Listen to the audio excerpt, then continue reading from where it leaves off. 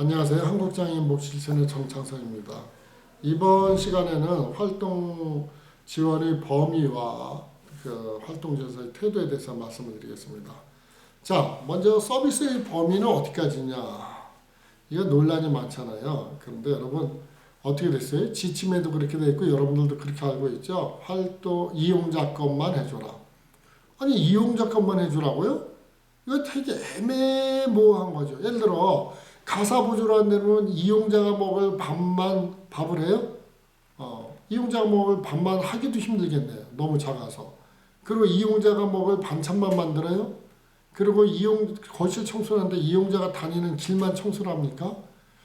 변기 청소를 하는데 이용자가 앉는데 엉덩이 재보고선 그것만 딱 닦아요? 말이 안 되는 얘기죠. 이것도 이 지침을 만드는 분들의 뭔가 조금 생각이 좀 모자랐다라고밖에 볼 수 없어요. 정확하게 말씀드리면 이용자 것만 하는 게 아니라 이용자의 여러분들 활동 지원사예요. 이용자의 활동을 지원하는 사람이라고요. 그러면 이용자가 하는 활동을 지원하면 돼요. 쉽게 말하면 더 쉽게 말하면 이용자의 활동만 지원하라. 이용자 것만 하는 게 아니라 이용자의 활동만 지원하라는 거예요. 자, 그럼 여기서 이제 따져보면 순이라는 주부가 있는데 집에 갔더니 순이가 시아버지 빨래, 시어머니 빨래 해요. 주부인데 그 집의 주부야. 그럼 시아버지 빨래, 시어머니 빨래 해야 돼요? 안 해야 돼요? 여러분은 순이라는 주부의 활동 지원사니까 순이가 하는 활동 해줘야 되는 거예요. 그렇지만 순이가 학생이야. 할아버지 방 청소해요? 아니죠. 학생이니까 할 필요 없어요. 그렇지만 순이가 학교에서 벌을 받아서 교장 선생님실을 교장 선생님 방을 청소한다든가 화장실 청소를 한다든가 어떻게 해야 돼요? 여러분 해야 돼요.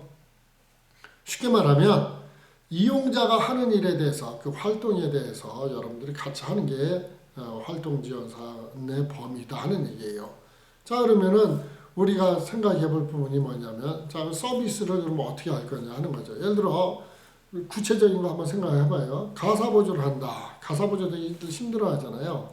그럴 때 여러분께서 너무 어렵게 생각할 필요 없어요. 먼저 쌀은 몇 번 씻을 건가, 야채를 몇 번 씻을 건가. 저는 5번 이상 안 씻으면 안 먹어요. 쌀도. 근데 어떤 분은 3번 한 번 씻더라고요. 물값 적게 나오고 전기값 적게 나온다고. 그렇게 하지 마시고 이용자한테 꼭 물어보세요. 쌀은 몇 번 씻을까요? 야채는 어떻게 씻을까요? 자, 집에 청소를 해달라는데 걸레 여러 개 버려져가지고 식탁도 닦고 소파도 닦고 냉장고도 닦고 바닥도 닦고 창틀도 닦고 책꽂이도 닦고 절대로 그러면 안 돼요. 한 번 닦으면 가서 다시 씻어서 다시 하고 그렇게 하는 얘기죠. 식사도움. 자, 식사도움을 한다. 이용자가 시각장애인이에요. 안 보이잖아요? 그러면 이용자 젓갈을 잡게 하고 이용자 손을 잡은 다음에 시계 방향으로 또는 오른쪽에서 왼쪽으로, 왼쪽에서 오른쪽으로 차례대로 이건 뭐 설명을 해주면 되죠. 문제는 예를 들어 저도 젓갈질을 잘 못하는데 콩자반이 나왔다든가 이런 거 있잖아요. 그래 젓가락 찢기 힘든 게 나왔어요. 그럴 때는 여러분들께서 어떻게 하는 게 좋은 방법이에요? 이것도 물어보면 갖가지 대답이 나오는데 여분 수저와 젓가락을 달라 그래서 여러분들이 그것을 찝거나 떠서 이용자의 수저에다 올려주면 제일 좋은 방법이다. 그것도 밥에다 놓거나 그러면 안 돼요. 아니면 여분 접시에다가 놔주던가 그렇게 하는 게 정말 좋은 방법이다. 자, 이동보조 많은 분들이 원하죠? 이동보조 휠체어 타신 분을 이동보조 할 때 특별히 주의해야 될 거는 휠체어 탄 사람이 충격을 받지 않도록 살살 몰아야 돼요. 그냥 마구 그냥 밀고 달리고 그러면 절대로 안 된다 하는 얘기예요. 자, 시각장애인을 이동할 때 여러분은 시각장애인은 뭐예요? 눈이에요, 눈.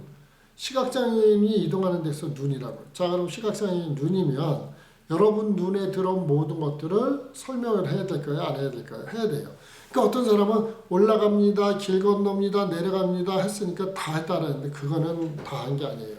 시각장애인도 안내하는 안내견도 그건 더 잘해요. 쉽게 말하면 여러분이 이동하면서 나뭇잎이 노랗게 물들었습니다. 은행이 많이 떨어집니다. 길거리에 옷차림이 달라졌습니다. 간판이 많이 바뀌었습니다. 이런 설명을 해주라는 얘기예요. 이게 진정한 이동보조라는 거죠. 그냥 묵묵히 개 끌고 다니지 말라 하는 얘기예요. 그 다음에 단정한 목장 되게 중요해요. 단정한 목장과 청결성. 뭐 어떤 분은 담배에 쩔어가지고 냄새 나고 어떤 사람은 입 냄새 나고 어떤 사람은 몸에서 냄새 나고 절대로 있을 수 없는 얘기입니다. 그리고 어떤 분은 거지처럼 하고 다니면 안 돼요. 자, 이용자가 갑자기 뭐 결혼식은 갑자기 안 가죠. 보편적으로. 그래 장례식은요. 어디 가다가도 누구 죽었다 이러면 지나가면 들어가야 돼요. 그러니까 여러분 반드시 단정한 목장을 하고 해야 된다. 왜냐 이용자 갑자기 장례식장 갈 수도 있고 결혼식장 갈 수도 있고 그리고 어디 나들이 가자 할 수도 있고 뭐 관공서 갈 수도 있어요. 그래서 가사 보존하시는 분들은 집에서 옷을 갈아입을 옷을 가지고 가셔서 갈아입고 하세요. 운동하시는 분도 마찬가지예요. 자, 그 다음에 언행. 이용자가 어리다고 반말해는 안 돼요. 이용자가 뭐 못 듣는다고 반말하면 안 돼요. 한 지원사 선생님 그런 적 있어요. 농아인한테 보냈더니만 이용자한테 보냈더니 못 듣는다고 이 새끼 저 새끼 막 쌍욕을 해가면서 일을 했나 봐요. 근데 그거를 문자로다 우리한테 알려줘요. 농아 이용자. 그 나중에 어떻게 알았나 봤더니만 입 모양 보고 알거든요. 시각장애인들도 마찬가지예요. 여러분들이 눈짓으로 실컷실컷 해도 그 육감으로 알거든요. 그래서 각별히 반말을 한다든가 불편한 언행을 해서는 안 된다. 행동을. 그 다음 손버릇. 여러분 주의해야 됩니다. 지금도 깜빡이서 사시는 활동보조인들이 많아요. 손버릇 때문에. 근데 제일 많이 훔쳐가는 게 돈 아닙니다. 돈 걸리니까 안 훔쳐가고요. 쌀이나 야채 뭐 이런 거 있죠. 제일 많이 훔쳐가요. 계란, 그다음 뭐 요구르트, 야구르트 많이 훔쳐가요. 그래서 옆으로 뭐 손버릇이 있다. 이거는 큰 문제죠. 형사 문제니까 각별히 주의하세요. 그 다음에 이용자와 계약을 하고 종료할 때 태도. 자, 이용자하고 계약하고 종료할 때는 14일 전에 통보해야 돼요. 좋은 일 생겼으니까 이용자한테 가서 저 내일부터 그만둘래요. 안 돼요. 그건 근로기준법 위반이에요. 그래서 아무리 저기에도 14일 전에 통보를 하고 그 전에 활동지원사가 구해주면 뭐 내일이라도 그만둘 수 있겠죠. 자, 누워있는 와상 이용자 케어하시는 분들 주의하셔야 됩니다. 뭐 주의하냐면 체위 변경 잘 해주셔야 돼요. 왜냐하면 누워있기 때문에 욕창이 걸린다고요. 만약에 체위 변경 잘 안 해서 부주의해서 욕창이 걸리면 여러분 책임입니다. 그 다음에 약. 자, 복약, 돕기인데 뭐냐면 시각장애인들 같은 경우 눈이 안 보이니까 이 약이 무슨 약인지 몰라요. 근데 탁자 위에 뭐 쥐약이 같이 있었는데 쥐약 먹고 죽었다? 여러분 책임이 없다 아니 할 수 없어요. 그래서 이거 무슨 약인지 꼭 잘 해주시라 하는 얘기예요. 그 다음에 지체장애인들 케어하시는 분들 또 목욕도 시키고 막 그러잖아요. 무리하게 이용자 들거나 휠체어에 태우다가 허리 다치거나 뭐 관절 다치는 일 없다. 다치면 여러분 손해입니다. 물론 산재보험 들어있는데요. 산재보험 이런 게 아주 황당해요. 여러분들 치료비 그거 주는 거예요. 그리고 아무것도 없어요. 중요한 건 산재보험을 타면 몇 개월 동안 일을 못해요. 그래서 여러분들께서 각별히 주의해야 되고 산재보험 솔직히 뭘 탑니까? 국민건강보험공단에서 나오는 걸로 해도 다 되는 돈 의미가 없다는 얘기죠. 떼돈 버는 것도 아니어서 다치지 않게 각별히 주의하시라. 다치면 여러분 손해라는 거예요. 그 다음에 개인정보 유출 금지. 이용자 집에서 취득한 정보에 대해서 어떤 것도 유출하거나 그래서는 아니 됩니다. 이거는 큰 문제가 될 수 있어요. 그 다음에 교회 열심히 다니시는 분들, 뭐 절 열심히 다니시는 분들, 종교 활동하시는 분들 절대로 이용자에게 종교 강요를 해서는 아니 됩니다. 그 특정 종교와 사교활동 문제 많이 됐었잖아요.